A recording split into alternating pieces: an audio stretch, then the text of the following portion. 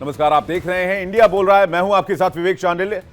दुनिया एक बार फिर खून से सनी जमीन और सियासी बयानों के बीच खड़ी है और इस बीच सबसे बड़ा सवाल यह है कि क्या दुनिया में सबसे बड़ा मुकाबला प्रथम विश्व युद्ध के बाद, सेकेंड वर्ल्ड वॉर के बाद कट्टर इस्लामिक आतंकवाद के खिलाफ है। ऑस्ट्रेलिया के सिडनी के बोंडाई बीच पर हुई गोलीबारी और 13 लोगों की मौत के बाद अब इस वारदात की गूंज अमेरिका तक सुनाई दे रही है। सिडनी के मशहूर बोंडाई बीच पर फायरिंग की वारदात ने पूरी दुनिया को हिलाकर रख दिया और ये कोई पहला मामला नहीं था। 9/11 से लेकर 26/11 से लेकर पहलगाम से लेकर उरी से लेकर पुलवामा से लेकर पठानकोट से लेकर दिल्ली के लाल किले के धमाके से लेकर इजराइल के हमले से लेकर ऑस्ट्रेलिया के बोंडाई बीच के अटैक तक, समुद्र किनारे पसरा सन्नाटा, चारों तरफ अफरा तफरी और अंधाधुंध फायरिंग के बीच पसरा खौफ। और अब अमेरिकी राष्ट्रपति डोनाल्ड ट्रंप का एक बड़ा बयान सामने आया है। डोनाल्ड ट्रंप बयान दे रहे हैं और कह रहे हैं कि कट्टरपंथी इस्लामिक आतंकवाद आज पूरी दुनिया के लिए सबसे बड़ा खतरा बन चुका है। तो क्या दुनिया कट्टर इस्लामिक आतंकवाद के खिलाफ एकजुट होगी और क्या पूरी दुनिया आतंकवाद को एक चश्मे से देख पाएगी?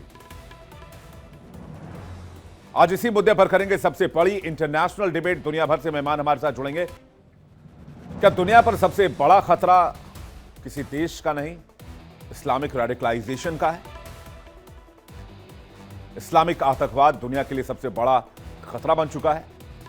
यह बात हम नहीं कह रहे हैं, यह बात डोनाल्ड ट्रंप कह रहे हैं। ऑस्ट्रेलिया के हनूका त्योहार में जिस तरह से यहूदियों पर आतंकवादी हमला हुआ, इस घटना ने सभी को हिलाकर रख दिया और इसने कई घटनाओं की पुनरावृत्ति भी की जहन में, जैसे कि पहलगाम में घुसकर पर्यटकों को गोलियों से भूनना, इजराइल में घुसकर म्यूजिक फेस्टिवल का लुत्फ ले रहे पर्यटकों को गोलियों से भूनना, दिल्ली के लाल किला में आकर कार बम धमाके में, आत्मघाती धमाके में कई लोगों को मौत के घाट उतारना और बोंडाई बीच में यह आतंकवादी हमला जिसकी तस्वीर इस वक्त आप देख रहे हैं। इन हमलावरों का कोई क्रिमिनल रिकॉर्ड नहीं था और सरकार कह रही है, ऑस्ट्रेलियाई सरकार, इन्होंने इस्लामिक चरमपंथ और आतंकवाद के नाम पर इस हमले को अंजाम दिया। ऑस्ट्रेलिया के पीएम एल्बनीज ने इसके पीछे इस्लामिक टेररिस्ट संगठन आईएसआईएस की विचारधारा का नाम लिया। तो एक बार फिर से वो दौर आंखों के आगे ताजा हो गया जब धड़ाधड़ इस्लाम के नाम पर लोगों की गर्दनें रेती गई। अमेरिका भी जानता है, इस दर्द को बखूबी समझ सकता है। ट्विन टावर के अटैक ही नहीं, इस्लामिक स्टेट के उन वीडियोस में भी जब अमेरिका को चैलेंज देते हुए अमेरिकी सैनिकों की गर्दनें उतारी जा रही थी इराक और सीरिया में। और बोंडाई बीच के हमले ने एक बार फिर से इस बहस को तेज कर दिया है कि इस्लाम आधारित आतंकवाद क्या दुनिया के लिए सबसे बड़ा खतरा है। अमेरिकी राष्ट्रपति डोनाल्ड ट्रंप ने यहूदी समुदाय के लिए व्हाइट हाउस में आयोजित हनूका कार्यक्रम के दौरान कट्टर इस्लामिक आतंकवाद पर जमकर हमला बोला। ट्रंप ने इस्लामिक आतंकवाद पर कड़ा संदेश दिया। डोनाल्ड ट्रंप ने सभी देशों से अपील की कि इस्लामी आतंकवाद के खिलाफ खड़े हो जाएं, एकजुट हो जाएं सभी देश, ये डोनाल्ड ट्रंप ने कहा। ट्रंप का यह बयान महज एक रिएक्शन नहीं,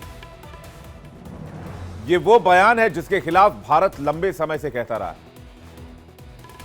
हालांकि भारत ने कभी इस्लामिक आतंकवाद की बात नहीं की, लेकिन भारत ने कहा कि आतंकवाद खतरा है। जिस भी देश ने इसमें गुड टेररिज्म और बैड टेररिज्म करने की कोशिश की है, उसे खामियाजा भुगतना पड़ा है, चाहे वो अमेरिका हो, ऑस्ट्रेलिया हो, चाहे वो पाकिस्तान ही क्यों ना हो। ट्रंप दुनिया के तमाम देशों से इस्लामिक आतंकवाद के खिलाफ एकजुट मोर्चा खोलने की अपील कर रहे हैं, लेकिन मैं डोनाल्ड ट्रंप से यह जानना चाहता हूं कि क्या वो इस्लामिक आतंकवाद के खिलाफ, जिस इस्लामिक आतंकवाद की बात वो कर रहे हैं, क्या उसके खिलाफ अमेरिका की नीति एक है, अमेरिका की पॉलिसी एक है? और अगर एक है तो पड़ोसी मुल्क का जो ऑफिशियल टेररिस्ट है आसिम मुनीर, वो व्हाइट हाउस में लंच करने कैसे जाता है? दुनिया जानती है पाकिस्तान में जो दहशतगर्दी है उसके पीछे वर्दी है और उसके पीछे अमेरिका खड़ा है। तो फिर ये डबल स्टैंडर्ड क्यों? आखिर अमेरिका के खाने के दांत और दिखाने के दांत अलग अलग है क्या? और नहीं तो मैं अमेरिका को चुनौती देता हूं कि आप आज पाकिस्तान में फोर्स उतारिए और पाकिस्तान में जो इस्लामिक रेडिकलाइजेशन ऑर्गेनाइजेशन है उनके खिलाफ एक्शन शुरू कीजिए, जैसा अफगानिस्तान में किया, जैसा इराक सीरिया में किया। नहीं, पाकिस्तान उनका एसेट है और वो ऑस्ट्रेलिया में इस्लामिक रेडिकलाइजेशन की बात कर रहे हैं, तो फिर पाकिस्तान के इस्लामिक रेडिकलाइजेशन की बात क्यों नहीं होनी चाहिए जिससे भारत पीड़ित है कोई जवाब? शायद अमेरिका का कोई नेता मंत्री इस सवाल का जवाब दे पाए। अंतर्राष्ट्रीय स्तर पर ट्रंप का बयान राजनीति और सुरक्षा की नई लकीर तो खींच रहा है, लेकिन आप फर्क देखिए। पहलगाम हमले को ट्रंप ने आतंकी हमला कहा, कट्टर इस्लामी आतंकी हमले का जिक्र करने से खुद को बचाया। आखिर क्यों सिडनी हमले के बाद इस्लामिक आतंकवाद का जिक्र कर दिया? इस्लामिक आतंकवाद के मुद्दे पर डोनाल्ड ट्रंप चुनाव जीत चुके हैं। उनको पता है कि अमेरिका में वो ध्रुवीकरण कर सकते हैं। ट्रंप के मुंह से काफी समय के बाद ये टर्म सुनने को मिला है। पहलगाम हमले को भी डोनाल्ड ट्रंप ने आतंकवादी हमला माना था, टीआरएफ को आतंकवादी संगठन घोषित किया, लेकिन इसमें पाकिस्तान का हाथ होने से इस्लामिक टेररिज्म से कहने से बचते रहे। अब ऑस्ट्रेलिया पर हमले के बाद कह रहे हैं कि इस्लामिक रेडिकलाइजेशन और इस्लामिक कट्टरवाद के खिलाफ खड़े होने की आवश्यकता है। तो भाई साहब, सबसे पहले आप पाकिस्तान के खिलाफ खड़े होइए, जहां पर इस्लामिक रेडिकलाइजेशन को वहां की आर्मी स्पॉन्सर करती है। दुनिया में जितने भी आतंकी हमले हुए हैं उसका रास्ता कहीं ना कहीं पाकिस्तान से निकलता है। और सबसे बड़ा सवाल यह है, क्या डोनाल्ड ट्रंप के इस बयान के बाद क्या अमेरिका और दुनिया वाकई एकजुट होगी, या फिर यह एक बयानबाजी का हथियार है डोनाल्ड ट्रंप के लिए और एक फेस सेविंग प्रक्रिया है? भारत इस्लामिक आतंकवाद से काफी समय से लड़ रहा है, सालों से लड़ रहा है।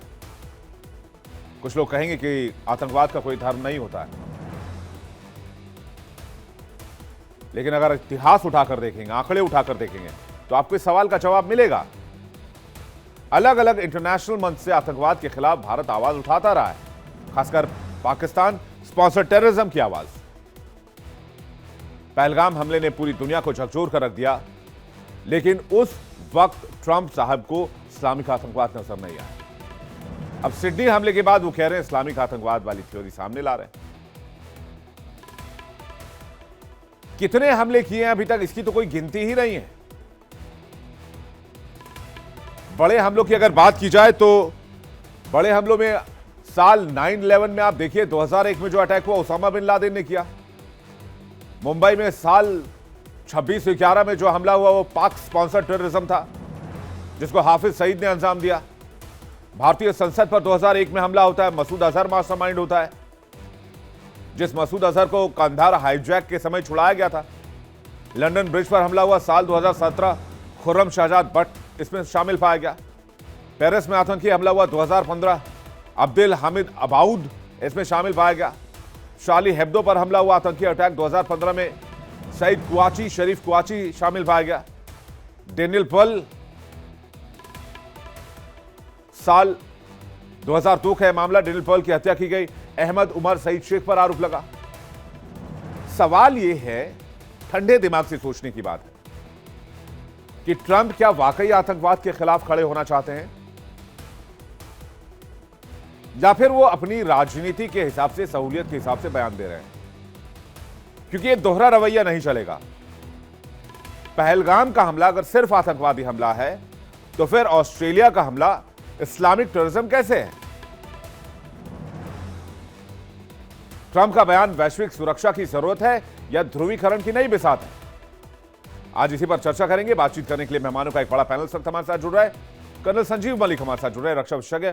मुफ्ती शामून कासमी हमारे साथ जुड़ रहे हैं, अध्यक्ष UMEB यानी कि उत्तराखंड मदरसा बोर्ड। पूर्णिमा नाथ हमारे साथ जुड़ रही है, नेता रिपब्लिकन पार्टी अमेरिका से लाइव। और एजाज अहमद हमारे साथ जुड़ रहे हैं, पत्रकार पाकिस्तान लाइव। आप सभी मेहमानों का बहुत स्वागत है और दर्शकों आपका भी बहुत बहुत स्वागत करते हैं।